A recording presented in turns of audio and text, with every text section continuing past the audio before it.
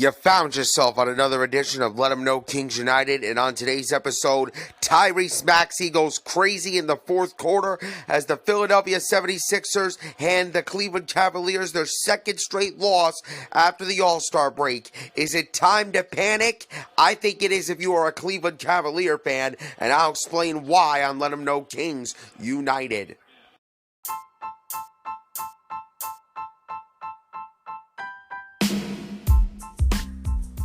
And now, ladies and gentlemen, it is that time for the post-game reaction podcast of the Cleveland Cavaliers, Sacramento Kings, and the Chicago Bulls. This is Let 'em Know Kings United.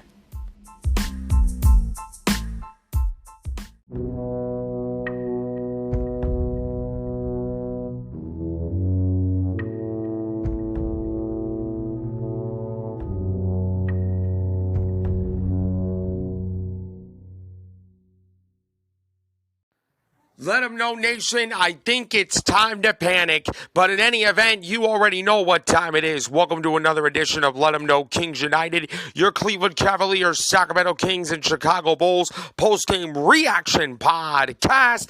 I am your host, Carlo Weisberg. Thank you so much for tuning into today's program, and you can find this show on your favorite podcast app, which is absolutely free and available in places like Spotify, iHeartRadio, Amazon Music, or Pandora. You can also find it on my YouTube channel, NJHawk40. If you are watching this show on YouTube, go ahead and do me a favor. Hit the like button on the video if you enjoy it. Please subscribe and leave a nice comment down below. For my audio people, give the show a follow on those platforms. Turn on your notifications so you know about the next episode. Please rate, spread the word out to your friends, and give Let 'em Know Kings United a 5-star review on whatever podcast platform you're listening to this on. It is an awesome way to support the podcast, and I appreciate each and every one of you for tuning in. If you guys hear any background noise for today's episode, we got a lot of family over at the house, so I apologize in advance if you guys hear a whole lot of background noise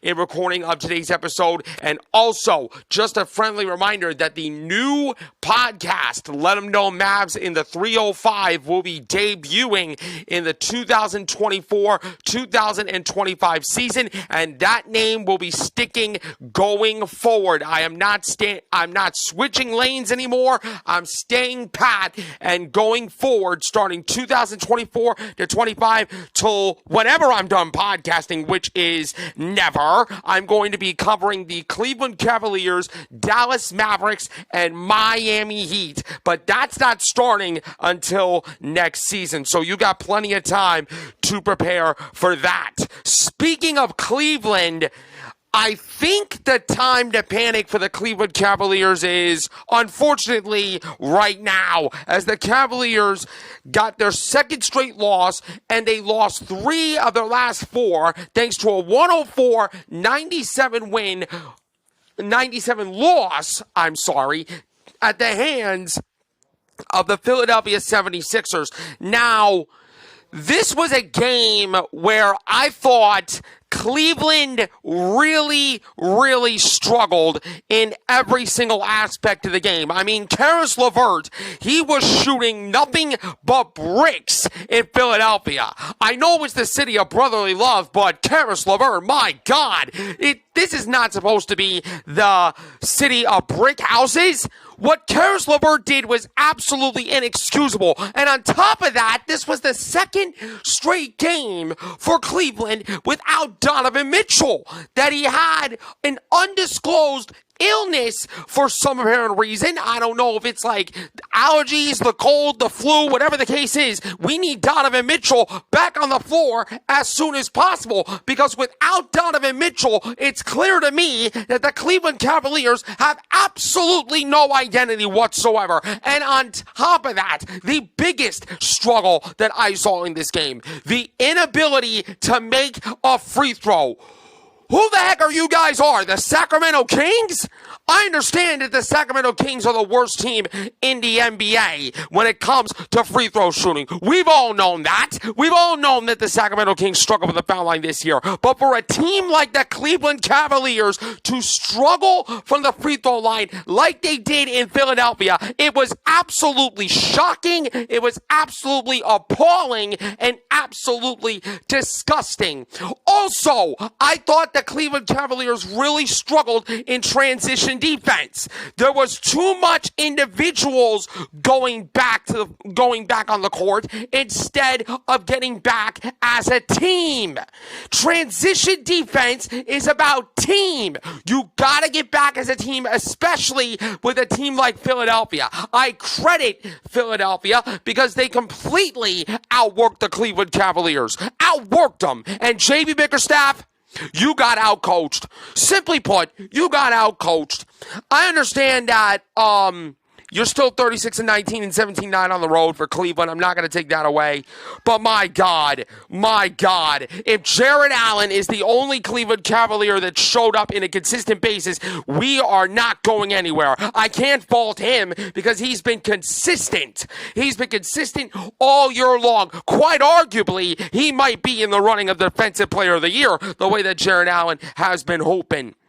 The Cavaliers had their 6-game road winning streak halted and lost for the 4th time in the last 22 games. The Cavs were coming off a loss to Orlando, was missing leading scorer and all-star Donovan Mitchell, sidelined with an illness. The Cavs, who shot 42% for the field and 30% from three, from 30% for the foul line, were the hottest team in the NBA leading up to the All-Star break, building the second best record in the entire Eastern Conference. But after this loss, after losing 3 of their last 4 games against an Orlando Magic team, which we should have beaten the Orlando Magic, but we were too unfocused. We were not ready to play that game. And there's a little bit of an excuse there because it's the first game after the All-Star break, and normally after long breaks, they get rusty. And I was like, all right, the Orlando game, that happens. First game out of the All-Star break, let's move on. This loss against Philly, unacceptable. I'm not going to accept that. The Cavaliers are way better than what I saw. What I saw is Philadelphia had more effort on both ends of the floor. I thought Cleveland had some spurts of momentum in the second half, but it was too little too late. It was too little too late for me. And the inability to make a free throw. The Cleveland Cavaliers acted like the Sacramento Kings when it comes to the foul line. That is the biggest difference of this game. It's not much as Tyrese Maxey going absolutely crazy because that's what he did. He had a hard night, but he had the ability to turn it on in the fourth quarter and was able to close out the game for Philadelphia. But as for Cleveland, it's panic time. It really, truly is panic time because as of this recording, the Cleveland Cavaliers are just a game ahead of the Milwaukee Bucks in the Central Division. Obviously, the Bucks are playing right now. I think they could potentially be tied or take sole possession of first place in the Central by the time this episode airs. I don't know, but whatever the case may be, Cleveland better figure it out. I'll tell you that much. The Cavaliers need to figure it out because this is not the same Cavalier team that was playing after the All-Star break. JB Bickerstaff said the first half kind of bit us in the butt a little bit. The ball was a little sticky. We were trying to play in small spaces and trying to create in spaces that weren't there. That limited our kickouts and our drives. We only had 1 3-pointer in the first half that came after we touched the paint. And I got to give credit to Philadelphia. That was a picture-perfect game plan that the Philadelphia 76ers did against Cleveland. They took away the Cavs spacing and they forced Cleveland into tough shots. With no Donovan Mitchell, the Cavaliers were helpless. I think they were helpless and careless at times, especially in transition defense and the inability to make free throws. For Philadelphia, Tyrese Maxey scored 24 points. Cam Payne added 16 points off the bench. Tyrese Maxey had a quiet game until the fourth quarter. He scored 15 of the 76ers' final 20 points and assisted on a three-pointer by Buddy Hield that put Philadelphia ahead by 8 points in the final minute. That ultimately was the dagger shot. Tyrese Maxey said, I was pretty stinky the first 3 quarters. If we could hang around and they could give me a chance in the fourth to close it out, I told them I got them. And Tyrese Maxey was the only member of the 76ers to make more than 1 basket in the fourth quarter. He also added 4 rebounds and 2 assists to a dominant period. Cameron Payne, who went crazy for 13 points on a lot of threes for Philadelphia, said, I love his game. Honestly, it surprised me. I didn't know he was that good, but he is a straight up hooper.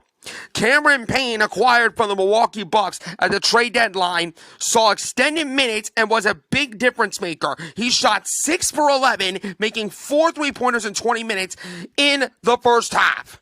And what's crazy about it is the Cleveland Cavaliers, they didn't KYP. They didn't know their personnel. They didn't know that Cameron Payne is a good 3-point shooter. I mean, obviously, they played them against Milwaukee. They should have known that. But of course, JB Bickerstaff's coach teams don't know that. Of course, the Cleveland Cavaliers were unprepared to play this game.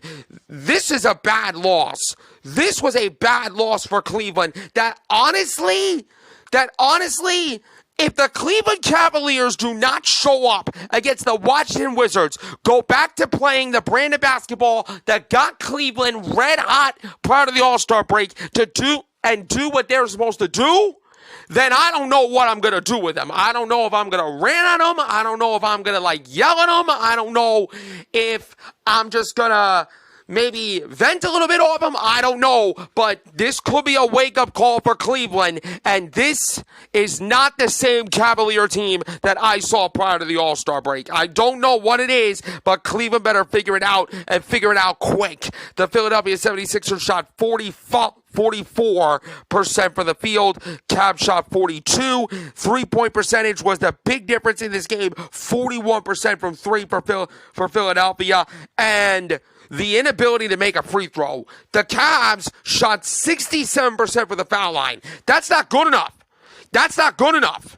As I said, that's Sacramento Kings type numbers for the foul line. Not good enough. The rebounds, 51-43 in favor of Philadelphia. The assist, 24-20 in favor of Cleveland. The blocks were 8-7 Cleveland. The steals were 6-5 Philly. The points in the paint, 50 points apiece. The fast break points advantage Cleveland 17-10. But once again, the biggest difference is the inability to make free throws.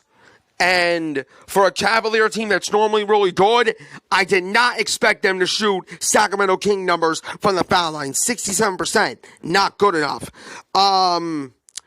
Nobody from Cleveland really stepped up besides Jared Allen. 24 points, 9 rebounds. He also had a block. He shot 10 of 16 for the field. Darius Garland added 20 points, 9 assists, 2 steals, but he's not that guy without Donovan Mitchell. Max Strus did really good, 14 points, 5 of 9 for the field with 6 assists and 2 steals. But other than that, that's pretty much it. Isaac Okoro did really well with 11 points, but other than that, it was a lack of production for Cleveland. For Philadelphia, Tyrese Maxey, 24 points, 9 of 22 for the field, but he got hot in the fourth quarter. He also had 7 rebounds, 5 assists, and 2 steals on the night. Buddy Hield was 3 of 6 from three-point range, added 13 points. Tobias Harris had a good game for Philadelphia. He made 15 points with 9 rebounds, 4 assists, and 2 steals. Like I said, Cleveland's got to figure it out. Cleveland's got to learn. And honestly, oh, by the way, I forgot to mention, I forgot to mention, Cameron Payne balled out from the bench. 16 points, 2 assists. He was 4 of 6 from three-point range. Really impressive Philadelphia 76er debut for Cameron Payne. But look, the Cavs, they're better than this. I know they're better than this, and they know they're better than this. They got to figure it out and go back to the Cavaliers that I saw prior to the All-Star break, because this ain't it. All credit to Philadelphia, but Cleveland's got to figure it out. The panic button has been pushed, but if I see one more bad loss, it's going to get ugly. You better not lose to Washington, Cleveland. I dare you to lose this game. I dare you. That's going to do it for today's edition of Let 'Em Know Kings United. You can find this show on your favorite podcasting app like Spotify, Amazon Music, Pandora, and on YouTube. NJHawk40 is my YouTube channel. Hit the like button on the video if you are watching on YouTube. Hit subscribe and turn on that hit that notification bell. Give the show a follow on those platforms for my audio people. Turn on your notifications so you know about the next episode. Please rate, spread the word out to your friends, and Let 'Em Know Kings United a 5-star review on whatever podcast platform you are listening to this show on. I'm your host, Skylar Weisberg, and I appreciate each and every one of you for tuning in, as always, and I will see you next time for another episode of Let 'Em Know Kings United.